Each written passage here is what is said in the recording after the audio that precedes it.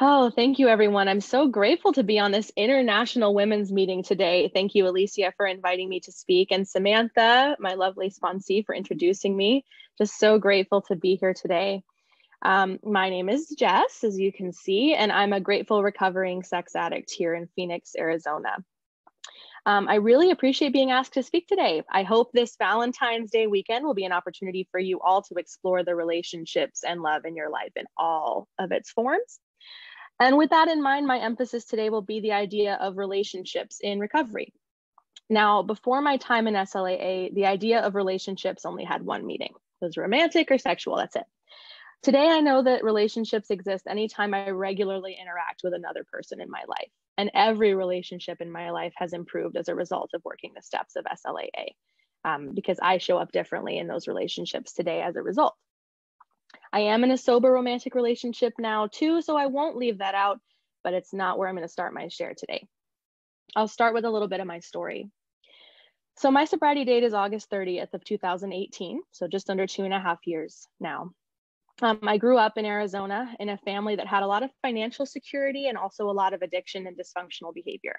My father's still an active alcoholic who has untreated autism, and my mother is codependent and struggled with mental illness for much of my childhood. They are also both highly intelligent, interesting, funny, and loving people. So nothing exists one without the other. I know today that my parents did the absolute best they could. They wanted to be good parents, and in many ways, they were wonderful parents. Some of my very best traits come from them. However, when I was a child, it was difficult to see this, and it took several years of recovery and therapy before I could even see it as an adult.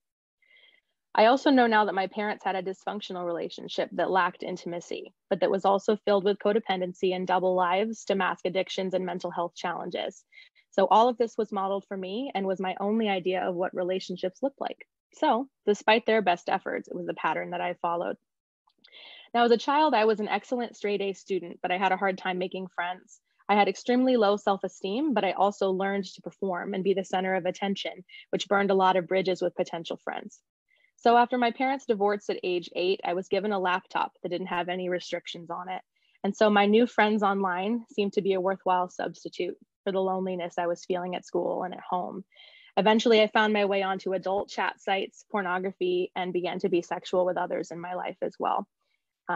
The pornography piece started when I was 8, and all of that behavior would manifest and escalate until I was 22 and found S.L.A.A. Attention from men, especially those who were older, and would seek out opportunities to flirt to gain their interest and their favor. I would pretend to be older than I was, often pretending to be over 18 long before I was. I would have unprotected sex and got an IUD so that I could continue to do that without being afraid of getting pregnant. I smoked cigarettes and marijuana and drank in order to mask the discomfort that I felt with my behavior and make it easier to go through with what my addiction wanted me to do. I now am also sober from alcohol and all substances for 2 years, and that's an important part of my sex and love addiction recovery for sure.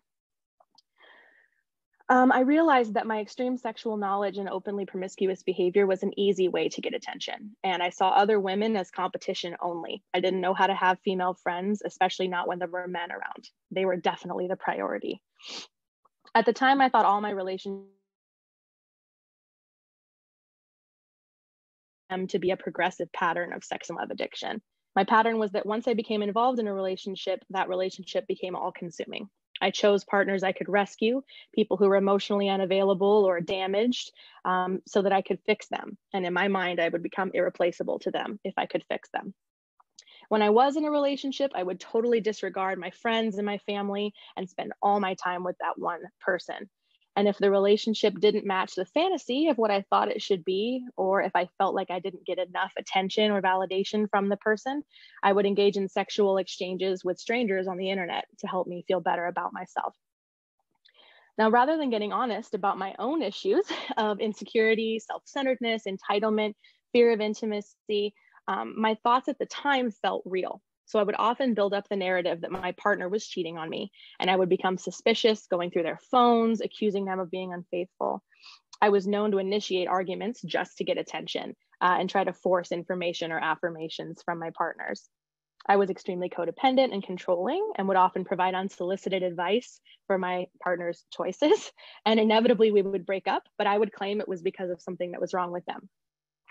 After the breakup, I would throw myself into anonymous or casual sexual situations, even with people who were married or otherwise unavailable.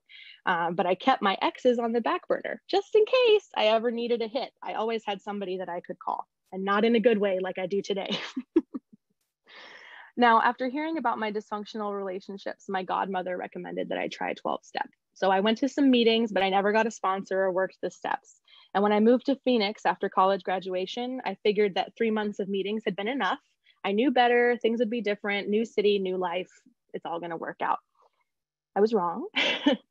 Things were not different because I wasn't different, and things got worse before they got better here.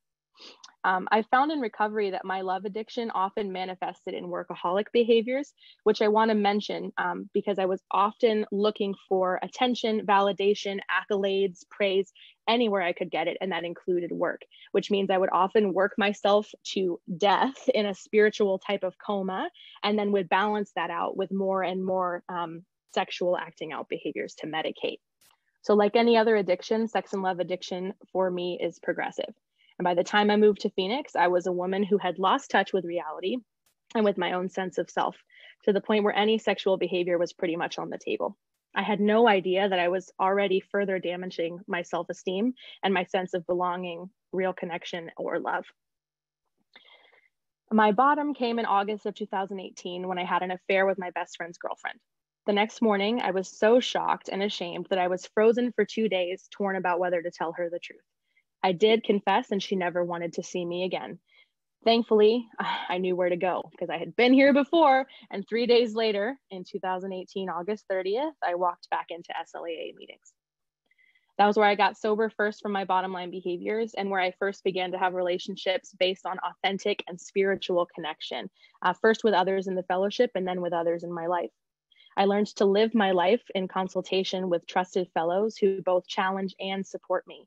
I learned to reach out to my higher power, not just in times of difficulty. And today I choose to make that connection a regular part of my life. Today I use the 12 steps of S.L.A.A. as a blueprint for full and successful living, whatever may come. And I wanted to share my background with you first because I think it sets the foundation for the relationships that I do have now in recovery. I also want to specifically mention that today I realize all of my behaviors in the past were the best I knew how to do at the time. And it all made sense, perfect sense when I was in the middle of it. I've come a long way toward forgiving and accepting myself and my past as a result of the program. So the first relationship I want to talk about tonight is the relationship that I learned to have with myself. When I got sober, I had very little idea of who I was without my addiction and my persona. Everything about me, interests, personality, behavior, was cultivated and created to support my addictive pursuits. I realized later in my steps that my sexuality and personality had been distorted by my addiction. Today, I really love myself and I'm in my truth, and realize that in sobriety, I don't actually have an interest in dating men at all. Today, I'm an out and proud lesbian woman. And I consider this an extreme example. Thank you. I consider this an extreme example of the difference between what my addictive pattern or template looked like, which was very hypermasculine men, and the kinds of partners and relationships I enjoy in recovery. But more on that later. Now, in addition to the relationship I have with myself, I now have a personal relationship with my higher power. My higher power, who I call God, is a gentle guiding force in my life. I have enough serenity and faith most of the time to surrender the things I cannot control or change, enough courage to change the things I can, and through constant work and consultation with others, I often find the wisdom to know the difference. Now, relationships with family are complicated, but I found that recovery has contributed to my family relationships in immensely positive ways too. Now, before recovery, my mom was a constant point of contact, and I was always seeking her approval. I had no boundaries or self-care with her. So if I perceived her actions or words as criticizing me in any way, I would dive right into the trauma I had experienced as a child and end up feeling angry, sad, and victimized around her. In step 4, I was able to realize my need for boundaries, and that was a valuable first step. Now today, through additional step work and therapy, especially steps 6 and 7, I can also recognize that my expectations were unreasonable and unfair in the first place. She's an imperfect person just like I am. She has thoughts, feelings, fears, insecurities, and traumas of her own that she has not been blessed to find the resources to work through the way I've worked through mine. I came out to my mom about a year ago, and since then she's met my current girlfriend and been one of the most vocal supporters of me. She's wonderful to me and my girlfriend, and she's now happily married to a woman, or excuse me, happily married to a man. That's a real plot twist. Happily married to a man she loves and who makes her happy.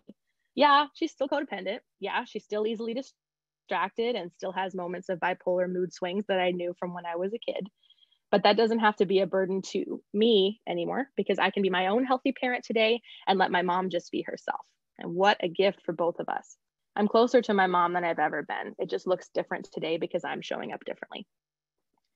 Now, my relationship with my dad took more time, and that's still a work in progress. For almost a year, I didn't have communication with him. And after a lot of step work and therapy, I'm able to see him and spend time with him. He's now remarried again too, and I had the opportunity to meet his wife. Yes, he's still an active alcoholic, though he's much more mellow and kind than he used to be.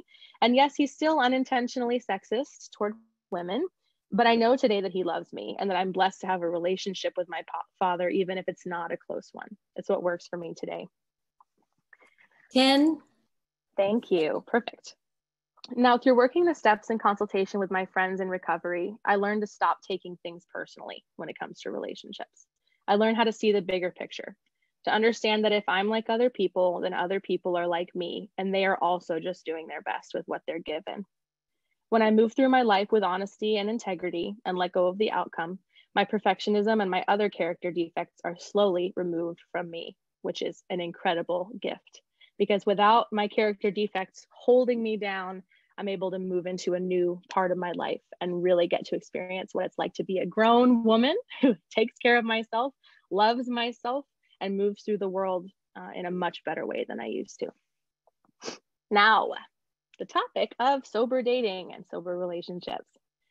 I spent my first year of recovery with absolutely no dating. I also put masturbation in my bottom lines for over a year, and I still don't engage with that now because it was important for me to shut that part off for a little while. It had been so on for a long time that it was important to turn that volume down. And I also suggest no dating for a year to my sponsees. After a year of doing that, my sponsor and I did start to work on sober dating together. And I believe that I needed to begin to work through my resentments toward my family in the program and in therapy, and also be ready to surrender my character defects in order to be ready to date. So I needed to do some work on myself. By practicing these things in the fellowship and with my family first in a safer zone, I was then able to carry that to the realm of sober dating and healthy sober romantic relationships. It started out slow as learning how to interact with people my age in a non-recovery setting. All my relationships prior to sober dating were cultivated on the internet because it was easy for me to cast a wide net, but also control my reputation at the same time. The best of both worlds, I thought. But being authentic and showing up in person carried a lot more risk and more fear. But because I worked with my sponsor for a year on letting go of expectations and attachment to outcomes, I was able to apply that idea to dating also. This is important for me because I didn't go into dating with the mindset that I wanted to find a wife.